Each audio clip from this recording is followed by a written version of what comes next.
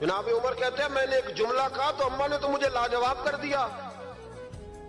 میں نے کہا اماں عمر کو کیا پتا کہ تو بھوکی ہے اور مقروض ہے, اسے کیا خبر؟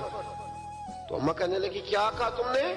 عمر کو خبر نہیں, اسے پتا نہیں؟ تو عمر سے کہو نا چھوڑ دے حکومت, اس کے حوالے کرے جو خبر رکھ سکتا ہے. کیوں بیٹھا ہے پھر؟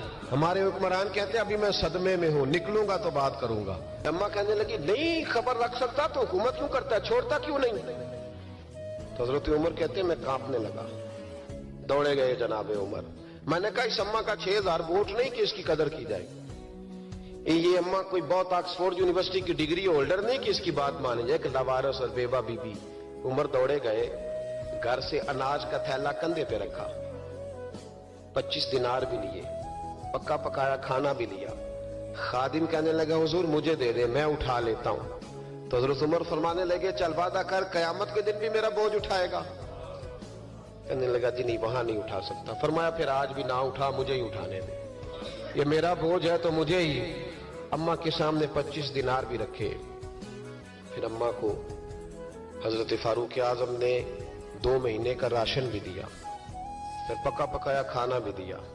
معمولی آدمی کی بات نہیں کر رہا, 24 لاکھ مربع میل کا حکمران.